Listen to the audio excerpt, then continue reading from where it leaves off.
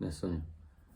김태호 작가님이 어제 돌아가셔서 그분의 그림하고 이제 왜 포스트 단색화라고 불리는 건지, 그리고 그분의 그림이 김환기의 그림과 제 그림과의 어떤 그 관계성, 그리고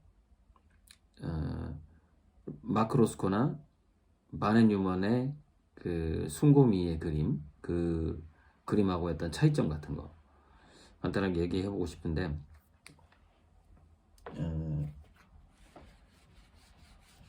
일단은 이 김태호 작가의 스승이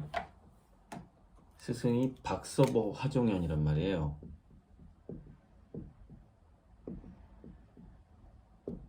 화종현 선생님은 제 심사위원이었어요. 1996년 중앙비엔날레 저에게 대상을 실은 주지 않으려고 했던 분이긴 한데 반대표를 던졌던 제가 나중에 알게 됐는데 그런 분인데, 그래서 이 단색화에서 단색화라는 거는 어떤 무한성을 의미하는 거거든요. 무한성, 반복성. 그래서 김환기 선생도 무한을 할 때 왜 전면 점화를 했냐면 이렇게 무수하게 별이 많은 걸 표현한 거예요. 무수하게 밤하늘에 그 무한 반복성을 표현한 거죠. 그런데 이제 김환기 선생 같은 경우는 그거 하나가 점 하나에 저 별은 나의 별을 이렇게, 이게 별인데, 별 또는 사람인데, 뭐 창문 하나에 별이 하나, 나만의 별이 하나 떠 있다, 이렇게 생각해도 되는 거죠. 근데 요게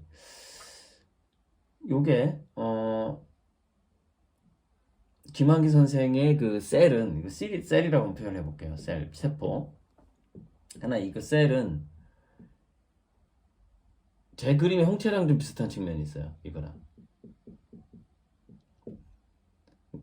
그러니까 좀 더 다중우주에 좀 가깝죠. 우주에 좀 가까워요. 저는 평행우주고, 평행우주와 다중우주의 차이점이 있어요. 이렇게 나열식 다중우주고, 평행우주는 한 공간에 겹쳐져 있는, 막 이렇게 겹쳐져 있는 우주가 평행우주라고 보면 돼요. 차원이 겹쳐져 있는 거예요. 그거를 접혀 있다라고 말하기도 하고, 속에, 그치, 내재되어 있는 거죠. 내재되어 있는 거죠. 무한히 내재되어 있는 거예요. 그게 평행우주. 다중우주는 이렇게 좀 나열되어 있죠. 그러니까 좀 김학의 선생님 그림 좀 나열적이죠. 저는 그냥 딱 눈동자 하나만 그리는 거고, 거기에 이제 많은 어떤 무한성이 내재가 돼 있는 거죠. 제 그림 같은 경우에는. 근데 그것을 이렇게 나열성으로 표현했다는 점에서 김태우 작가의 그림은 마찬가지인데, 이거는 저의 평가예요. 그래서 좀 그냥 그림을 나중에 이렇게 보면서 한번 생각을 해보시면 되는데, 김태호 작가는 물감을 막 뿌려요. 이렇게 뿌리다 보면 그 셀이 만들어져요. 이 셀이 만들어지는데 그거를 이렇게 칼로 파요. 그러면은 소개가 이게 김환기 선생처럼, 이건 완전 김환기 선생 뭐 한지 같은 종이에 단 것 같은 거고, 김태호 선생님 셀은 이런 식으로 만들어지죠. 여러 겹이 나타나요. 이렇게 여러 겹이 막 뿌렸으니까.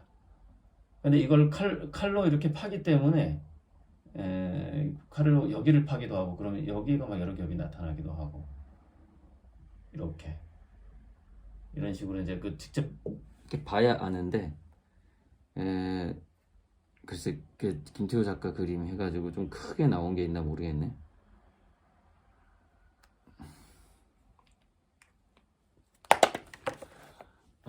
그렇게 안쪽이 보이도록 아마 그 NFT 작품을 보면은 여기 조금 나오네. 그게 더 잘 나올 텐데.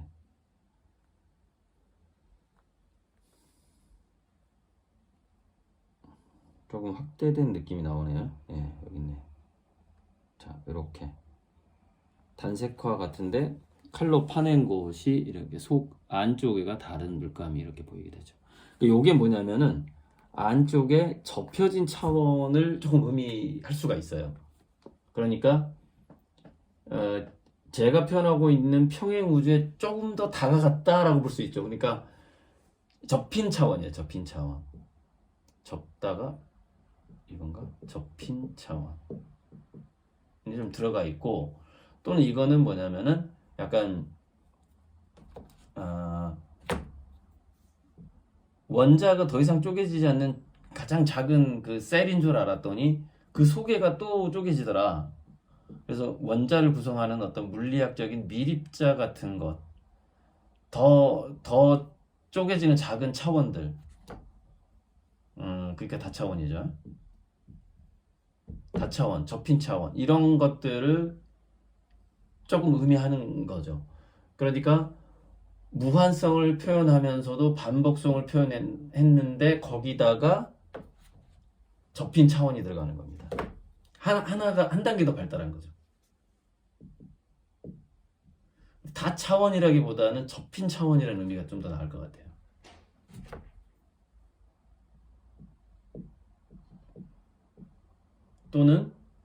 또는 약간 그 돌턴의 원자론 같은 느낌이 들어요. 그 하나의 셀을 좀 해부한 듯한 느낌. 그 원자 모형을 만들어낸 이중 나선 구조를 한번 내 그림에다가, 이제 김태우 작가는 내 그림에다가 어떤 이런 이중 나선 구조가 보이는 것들을 한번 만들어 보고 싶어라는 조금 더 한 단계 더 들어간, 그래서 거시적인 무한성하고 미시적인 접힌 차원하고 반복성을 보여주는, 이건 제 해석이에요. 다른 평론가는 어떻게 해석할지 난 몰라요. 이렇게 다른 작가 그림에 대해서 그렇게 깊이 있게 제가 연구하지는 않아요. 그냥 김태우 작가 어제 돌아가셔서 그 관계를 한번, 왜냐면 스승이 박서부 화정현이기 때문에 이렇게 김한기 작가하고는 뭐가 어떻게 다른가가 이렇게 지금 해석이 된다 이 말이죠. 그런데 김태우 작가도 역시 이 다중우주적 표현이었다라는 점에서 한계가 있죠. 그 어떤 순고미의 한계가 있다는 거죠. 순고미의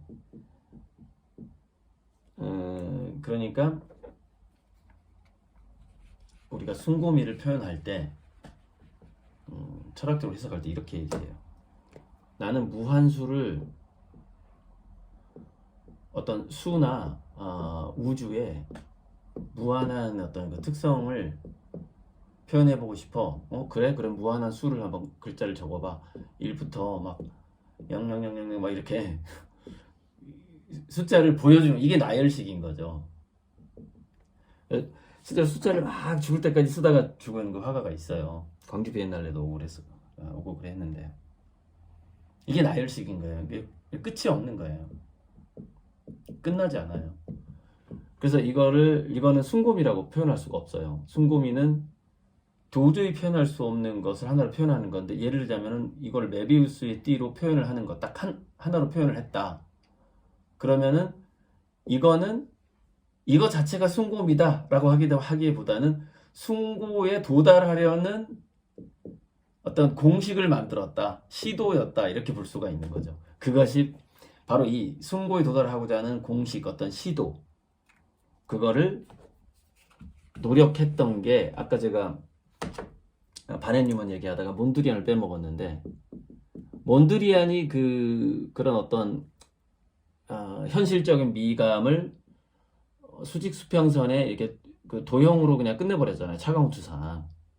그래서 이것을 그 바렌 뉴먼이 계속 뭐라고 하냐면은, 너는 순고미를 그냥 수학적으로 만들어버렸다. 너는 그 회화에 실패했다, 이렇게 표현을 합니다. 실패했다, 몬드리안. 너는 고흐도 까고 피카소도 까고 몬드리안도 다 까요, 바렌 뉴먼은. 자기 그림이 순고미의 최고라는 거야. 그런데 바렌 뉴먼이나 마크 로스코의 그림은 순고에 도달했다기보다는 마치 메비우스 띠를 하나, 야, 요거를 우리가 순고라고 하자, 요걸 우리 무한의 어떤 하나의 상징이라고 하자, 이거를 개발한 거에 불과한 거예요. 그게 이제 그림에다 이렇게 가로로 색만 했다거나 이렇게 세로로 했다거나 이걸 어떤 그 개벽 같은 걸 표현한 거거든요. 어떤 빅뱅 이런 걸 표현한 상징인 거죠. 약간 아이콘화한 거죠. 아이콘화한 거죠. 순고 자체를 조금 더 다가가도록 표현을 못했다라는 거예요. 그래서 저는 이제 앞으로 제가 그리게 될 지금까지 그렸던 이렇게 홍채 눈동자에 눈을 뜬 바로 그 순간 희어나우가 형성되면서 거기다가 물질까지 형성이 되죠. 이렇게 시간, 공간, 물질이 동시에 형성되는 그 순간을 그린 게 이제 눈동자의 우주잖아요. 그래서 제가 확률 붕괴 평행 우주를 그렸다 이렇게 얘기하는 거고.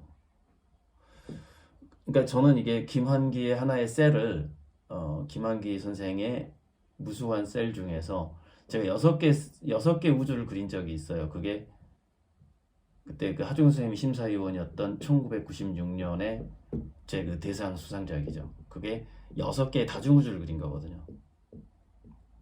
그러니까 6개의 다중우주를 그렸지만 사실 이거는 김환기 선생님의 시도라든가 박서보, 하종현, 김태호 선생의 시도의 일부분에 불과한 거죠.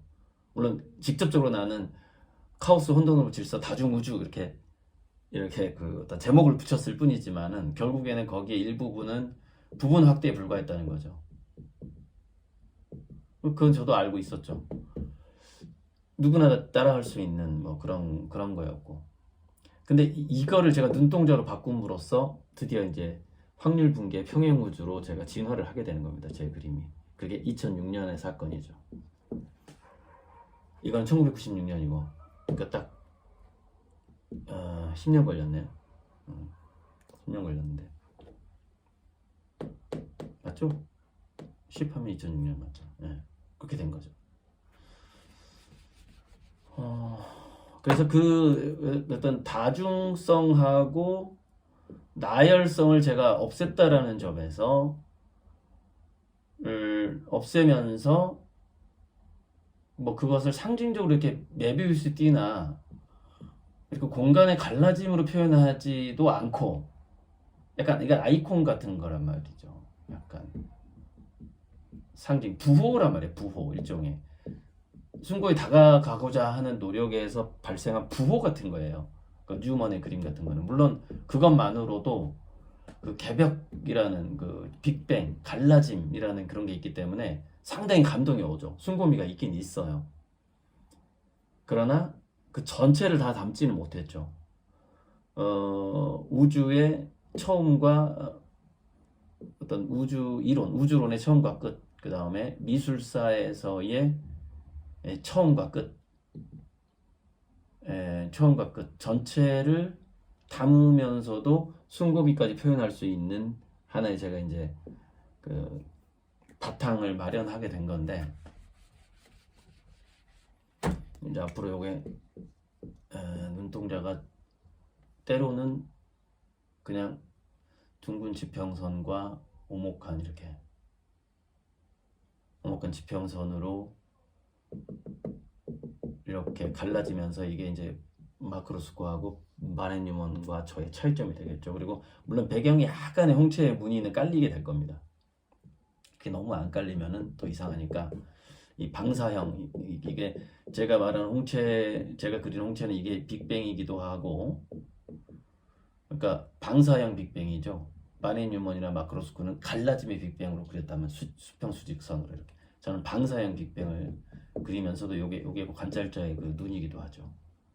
거기다가 이제 어떤 그런 순고미를 한번 과거에도 표현했었고 이제 표현은 조금 더 다듬을 때가 됐는데, 우리 그 김태호 선생님도 보니까 6월 4일생이던데 저도 이제 6월 4일생인데 아마 저는 이게 양력이고 김태호 선생님 음력일 가능성이 많습니다. 저보다 좀 한참 선배, 22년 선배니까 48년생이에요. 하지만 이런 또 어쨌든 기록상에 6월 4일생으로 돼 있던데, 그래서 김태우 선생님 참 지금의 그림까지 오는 데 있어서 그 과거의 스승들, 아무튼 그런 걸 한번 회상을 해보면서 이 영상을 꼭 한번 찍어보고 싶었어요. 그래서 보여드렸지만 이제 제가 예전에 표현하고자 했던 숭고면은 이렇게 수평선, 지평선의 그 곡선화에서 그 각막에 비친 모든 것이 이 둥근 렌즈나 각막에 비친 것으로 표현하고자 했다는 것, 그 관찰자라는 최초의 관찰자, 신이라는 걸 계속 생각했다라는 점에서 이제 제가 바네 뉴먼이나 로스코가 궁극적으로 추구하고자 했던 숭고미에 도달하고자 하는, 그러니까 이렇게 좀 확대해 보면 이렇게 되는데 그림이 이런 식으로 되는 거죠. 도달하고자 했던 곳에 제가 바탕을 다 깔아놨다, 평행우주론으로. 그래서 결국에는 미술의 역사 회화사에서 하나의 뭐 어떤 그 역사에 그 매듭을 짓고 아무튼 역할을 제 그림이 하게 될 것 같은데, 이 미술사를 하나의 총정리하는 컨셉으로서의 그림이 현재 자본주의에서 할 수 있는 일들이 워낙에 많다 보니까, 그래서 제가 이제 금융혁명까지 이제 내 그림으로 할 수 있다, 이런 얘기를 전부터 했던 것이고, 한번 지켜봐 주시고요. 이상입니다. 이상이고, 그래서 어쨌건 시간의 무한함을 시간의 무한함과 공간의 무한함, 칸트는 시간의 무한함을 얘기했고, 뉴먼은 어떤 공간의 무한함을 표현하고자 했고, 그게 동시에 표현될 수 없었더라는 것, 그것을 동시에 하나의 숭고미로 표현한 게 바로 평행우주적 숭고미예요. 그것이 이제 제 그림이고, 이상입니다.